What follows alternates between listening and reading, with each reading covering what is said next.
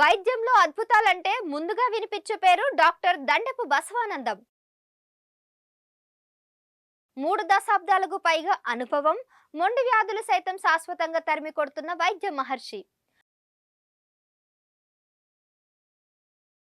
జీవితాంతం భయపెట్టి వ్యాధులు కూడా ఆయన చేతుల్లో లొంగిపోతాయి. దేశవ్యాప్తంగా ఎన్నో అవార్డులు రివార్డులు ఆయన సొంతం. నమస్తే డాక్టర్ గారు.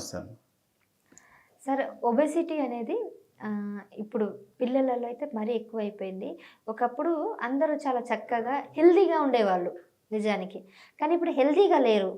ఒబెసిటీ ఉన్నారు, బొద్దుగా ఉన్నారు అంటే అలా కూడా కాదు, అది ఓవర్ వెయిట్ అన్నట్టుగానే తెలుస్తుంది. దీనివల్ల డయాబెటిక్ పెరగడం, షుగర్ లెవెల్స్ పెరగడం, వాళ్ళ లైఫ్ స్పాన్ తగ్గిపోవడం, ఇంకా రకరకాల కారణాలు, ఆటోఇమ్యూన్ డిసీజెస్ రావడం, ఇవన్నీ ఆర్థోపెడిక్స్ రావడం, ఇవన్నీ కూడా వచ్చేస్తున్నాయి.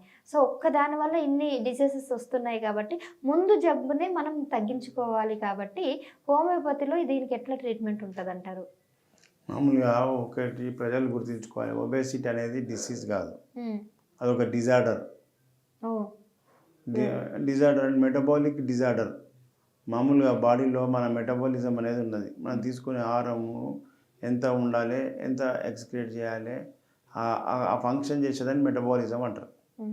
ఎవరికైతే బాడీ మెటబాలిజం డిజార్డర్ అవుతుందో అలాంటి వాళ్ళకు, అంటే ఇరెగ్యులర్ ఫుడ్, ఇప్పుడు తిన్నాక వితిన్ ½ అవర్లో మళ్ళీ ఏమో తినడం, తిన్నాక 1 అవర్కి మళ్ళీ ఏదో తినడం వల్ల అది ఏమవుతుందంటే ఆ డైజెషన్ సిస్టమ్ దెబ్బతింటుంది. దానివల్ల ఏమవుతుంది, ఈ మెటబాలిజం అనేది డిస్టర్బ్ అయిపోతుంది. అందుకోసమే అది ఓవర్ ఫ్యాట్ డిపాజిషన్ ఎక్కువ భాగాలలో పుట్టుకొస్తుంది. కాబట్టి మనం కాజ్ ఆఫ్ ది, ఇప్పుడు మేము చూసేది కాజ్ ఆఫ్ ది డిసీజ్ చూస్తాం హోమియోపతిలో, కాన్స్టిట్యూషన్.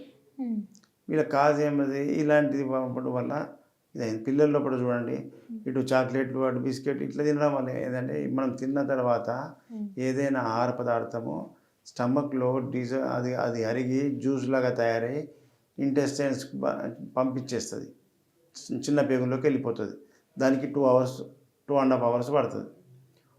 ఏదైనా ఫుడ్ తిన్నాక 2.5 అవర్స్ వరకు మళ్ళీ ఏం తినవద్దు. అప్పుడే మన డైజెస్టివ్ సిస్టమ్ కరెక్ట్ ఉంటుంది. 1 గంట కాదు, అర్ధగంట కాదు, మళ్ళీ ఏమో తింటుంటారు. ఇట్లా తినడం వల్ల ఏమవుతుంది, అది జ్యూస్ తయారయ్యి డైజెషన్ అవుతున్న సమయంలో మళ్ళీ రా మెటీరియల్ మీదకి వెళ్ళేసినాం కదా, అది అయిపోతుంది. అది ఇది కలిసిపోయి, ఇప్పుడు అన్నం ఉడుకుతున్నప్పుడు గెస్ట్ వచ్చిందని చెప్పి ఇంకొక గ్లాస్ బియ్యం పోస్తే ఉడుకుతుందా? అది పోతుంది, ఇది పోతుంది, అది పోతుంది, ఇది పోతుంది, 2 ఖరాబ్ అయిపోతాయి.